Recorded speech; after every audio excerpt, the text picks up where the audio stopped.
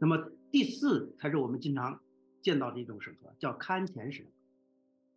就是我在发表一个内容之前，其实中共的审核已经介入了。它是怎么介入的呢？它是叫预发那种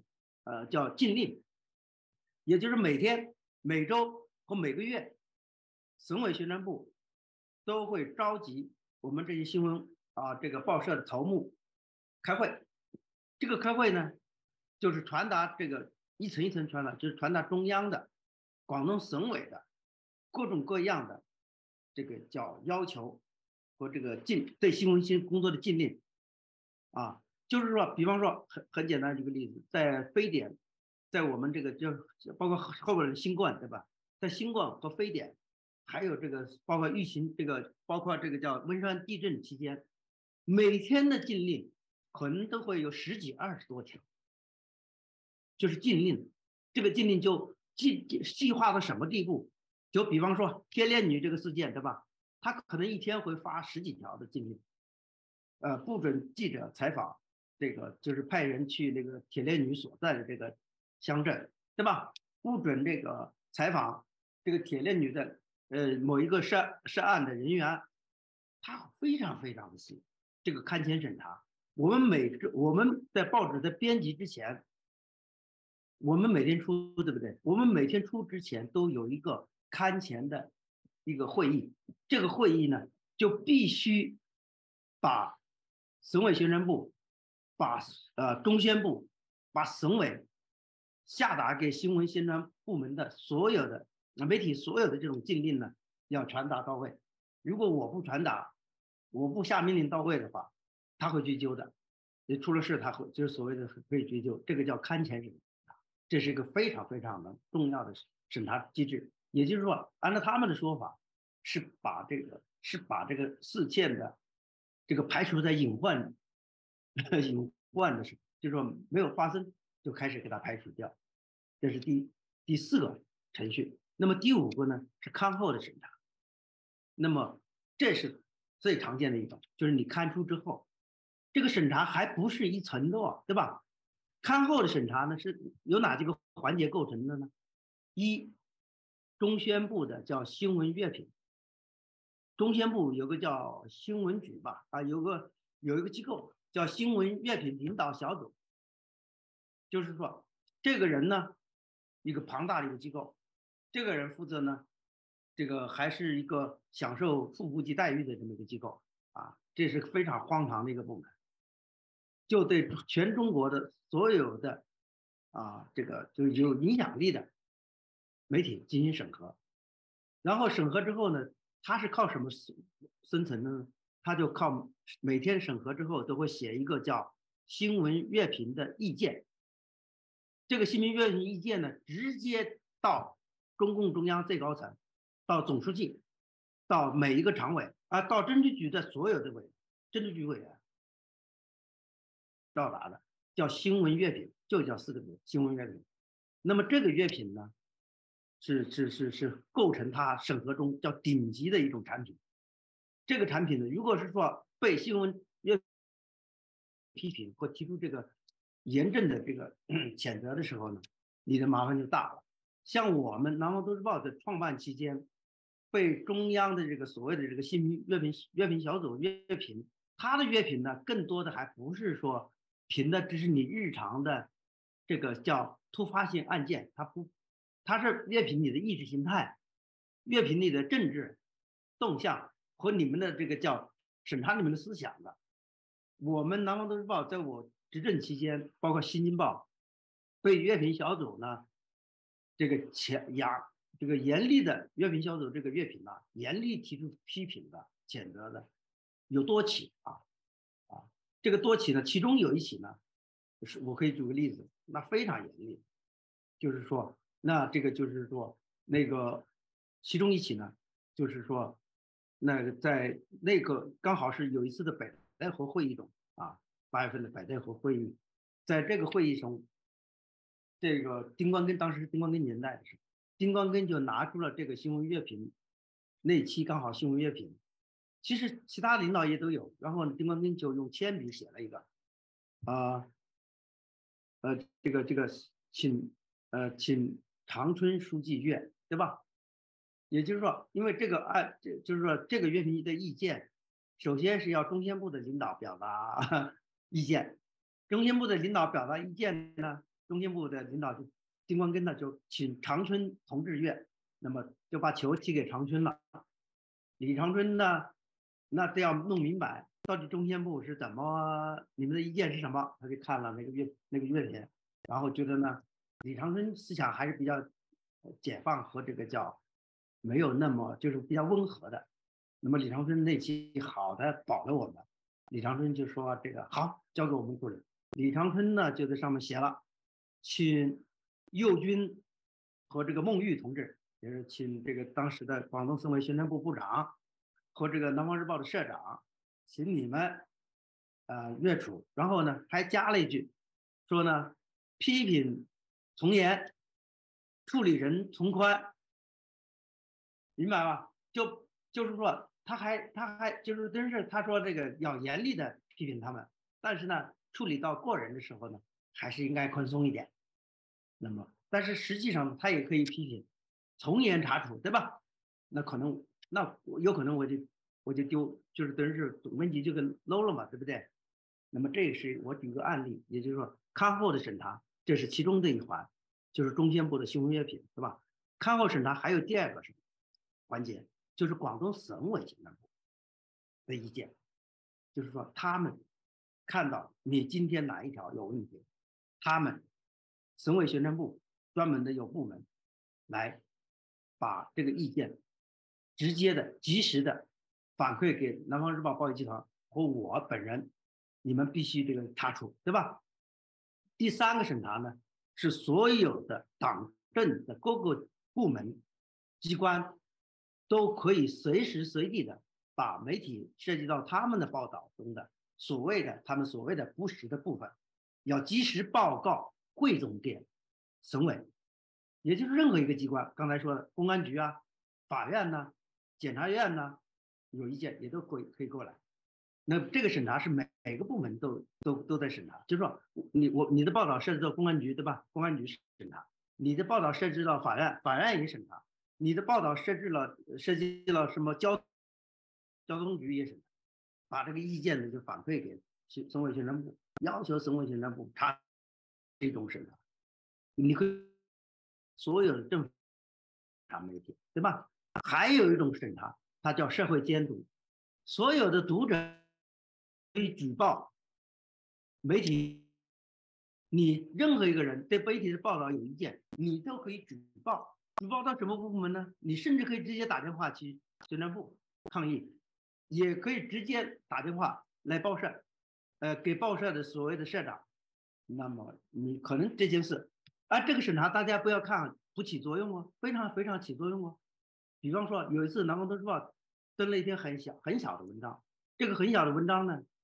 由于不注意呢，就得罪了那个叫穆斯林吧，当时的这个穆斯林，就是穆斯林认为这篇文章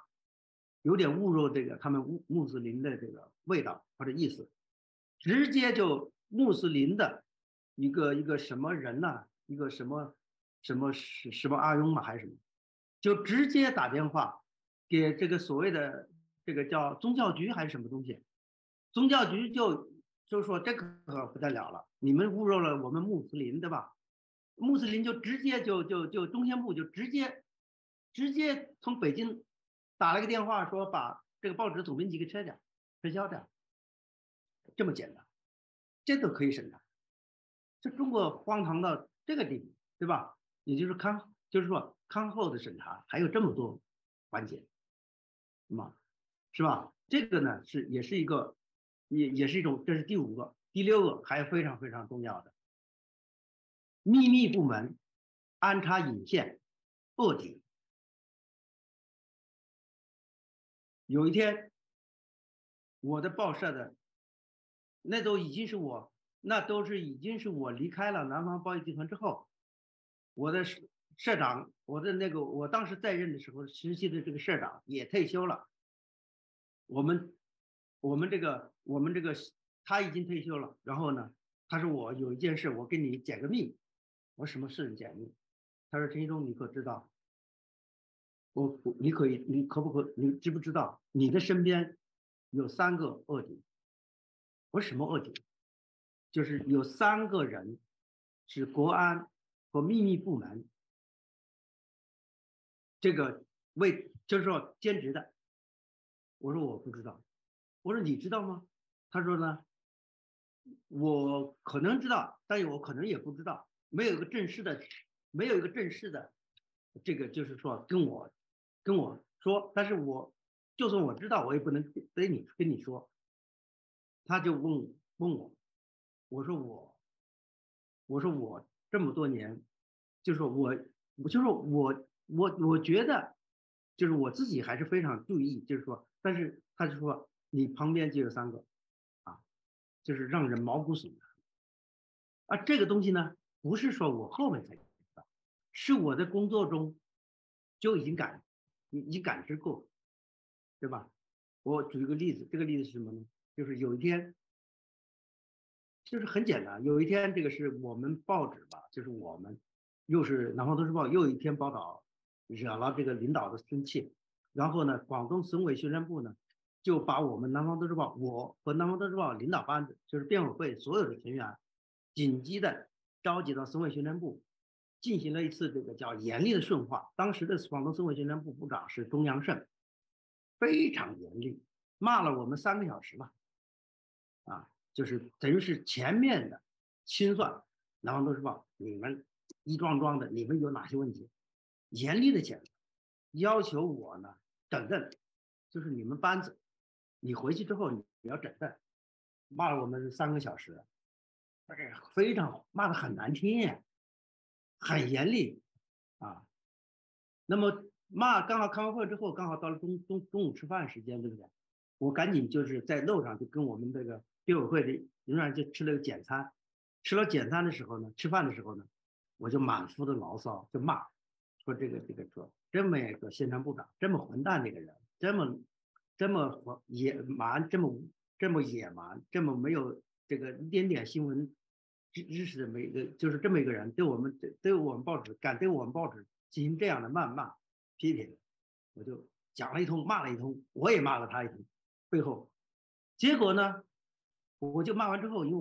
我赶紧要去深圳开我们深圳机检站的会议，我就赶紧开着车走了，从广州到深圳，在广州到深圳的路上，我突然接到了当时的广东省委宣传部的新闻处的处长的这个电话，这个处长是参加了我们早上的这个训话的，对不对？他说，当时这个电话他非常生气，在电话上对我破口大骂，说陈一中，我告诉你你不但不这个叫贯彻执行省委宣传部领导对你们南方都市报的批评的意见、整改的意见，还这个还辱骂省委宣传部的领导还用那么严厉的语言，这个就是辱骂你这个就是你怎么能大概的意思就是说你怎么能就是你胆子好大，你怎么这么狂妄这么猖狂？我吓死了，对吧？但这件事我也没追究，这件事非常明显，对吧？我的辩委会中，就是在我还没有到达这个在我吃完饭准备去深圳开会的路上，就是他们都已经知道了这件事，对吧？这个事情是，像这样的事情，恐怕就不止1宗2宗了，对吧？这是最后一宗，就是我说的，我能感知到的，他审查的这个存在是在6个大的环节。Andy， 你有问题或者评论？对，非常有意思，谢谢。好，我得到的影响是这个党自己对于这个媒体的工作者的这个要求是非常矛盾。这个可能包括不光是涉及到这个报纸界和这个工作媒体工作者，也可能是涉及到文艺工作者、这个学者、这个广播、电视广播、这个电影等等领域的工作者，他们的要求一个要求是说你要赚钱。我记得80年代，因为人民日报各个广报赚不了钱，没有市场，读者不感兴趣。他们有一个改革，不是说国家没有钱，就是说国家要求你们赚钱，是因为他们要求你发挥更多的影响。第一要，就是说，得到这个群众的兴趣，才能够发挥宣传工作的这个影响。之所以要赚钱，所以在80年代，这个所有的媒体和别的这个宣传工作的领域有多元化，就是说他们有更多内容，更活跃的内容等等。但是你一赚到一些钱，他们批评你说你是完全是这个，是资本主义的意识形态或者东西，这他们要求是矛盾。第二个矛盾是你也说了，他们给你一个训练，是说你应该作为这个媒体工作者，你应该监督政府，你有一定的监督的这个道德，这个你工作是要说实话等等。但是你一说实话，一开始监督你还有受到这个受到批评，说你是攻击共产党，你是暴露黑暗等等之类。所以你可以，就是说可以没有办法满足两方的要求，一个要求是跟另外一个要求有矛盾。还有就是说，这个党里面好像党里面有各个不是派系，但是说是各个官员、各个老板有各个要求，所以你自己作为管报，对于自己的工作的要求有一定的理解。那么你上层的这个宣传部门，比方说这个广东省的宣传部，他对于宣传工作的理解是另外一个理解。那么在网上的话，你非常有意思的就是告诉我们，有任何一个部门的这个领导可以干预。就是说，党里面没有得到一个统一的理解，就是说我们的宣传的政策、宣传的战略是什么？所谓的马克思主义新闻观，是一种看法，好像还有很多别的看法，所以。而且这个是历史上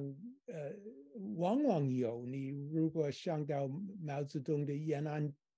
文艺讲话的时候，他对文艺工作者的要求也是矛盾，也要有创造的一个方法，也有这个中右党的意识形态的一个方法。这两者同时得到不容易，可能是不可能的。所以我的问题是说。问题是说，习近平时代这个矛盾有没有解决？这个对于宣传工作的这个战略有没有统一思想？现在或者说这个问题还是存在？对，那个陈毅兄，这有一个问题，就是跟这个是类似的，大概可以一起回答。他是用英文写的问题，他就说共产党能不能够在这种一党垄断统治和允许不同的声音之间达到一个平衡？那像这个南方报业集团这个鼎盛时期这样，大家觉得还不错，就是至少就是比如说我会自己花钱买新京报、买南都，然后我唯一订阅的报纸花钱订阅的报纸是南方周末，所以那么就是这种状态有没有可能一直持续下去，然后达到一个允许不同声音和党的这个党的权威、党的这个专制不受到威胁这样一个平衡？不可能的。这个就是这个问题非常好，就是说黎教授讲的这个，就是说讲的共产党在整个管理媒体过程中、意识形态的过程中，这个包括从延安时代开始，这个流露出的这种矛盾性啊，这种矛盾性始终存在。但是后面到习近平年代的时候，他就不再纠结了，就不再说，就刚才说的，就是比方说我自己个人是这样的啊。因为我刚好赶上了这个时代，就当时的人民日报啊，就光明日报要我去北京办这个新京报的时候，其实他们要我的这个心理是非常矛盾的，对不对？一方面，他们作为中央的最重要的机关报纸，那么左，那么僵化，在党的喉舌，对吧？在他们长期的意识形态中，他们也觉得《南方都市报》这样的报纸实际上是对共产党和政府批评太多了，对吧？然后呢，也让党和政府非常不满。但是另外一方面呢，他也知道我们的影响力存在和我们市场的这个巨大。你像我们当时100多万的发行量，一年几十亿的这个收入，那在他们来说就是天文数字，对不对？他根本无法想象，他们每年亏几千万啊！光明日报报业集团，对吧？他们光明日报也报业集团也办了一个小报，想去挣钱的，结果结果这个报纸不但没给他挣到钱，亏了8、9千万。然后光明日报本身每年就是每年都亏损很大。那么其实呢，他的心态是很矛盾的，一方面是想我去办个报纸给他们挣钱，啊，就是产生巨大的社会影响力。就刚才这个黎教授说的，他需要人民群众也要看他们的报纸，对吧？要扩大他们的影响力。但是他们另外一方面呢，对我们老是引起政府和党政部门的不满，这种批评呢，他们有很深怀的这个恐惧，它是矛盾的。那么这个时候呢，这个我的这个社长，就是当时光明日报的社长袁之发社长呢，就找我谈个这个事儿，就是我们请你们来是想你们能够办报纸挣钱的，但是你不能给我捅娄子，就是不要给我找事儿惹事儿。那么他讲完之后呢，他其实也觉得自己很荒唐的，就是说，一方面嘛是你们报纸嘛受市场欢迎，能挣钱，但是另外一方面嘛，你们又经常受到这个宣传部或党委的这个严厉不满啊，他永远处在这么一种矛盾的状态。但这个矛盾呢，大概在胡温新政结束之后的2004年发生了重大的转变。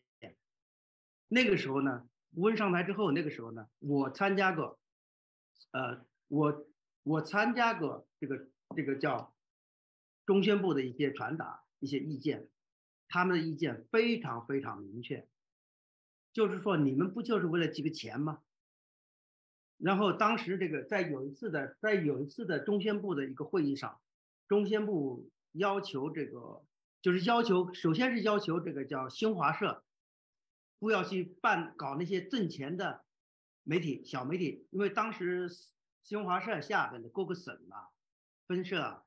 也都办了一些想能够去分当时叫市场化报纸的这么一些小报，那么这些小报呢也得罪了当地的各个省的政府或各个市的政府。那个时候呢，这个就是说中央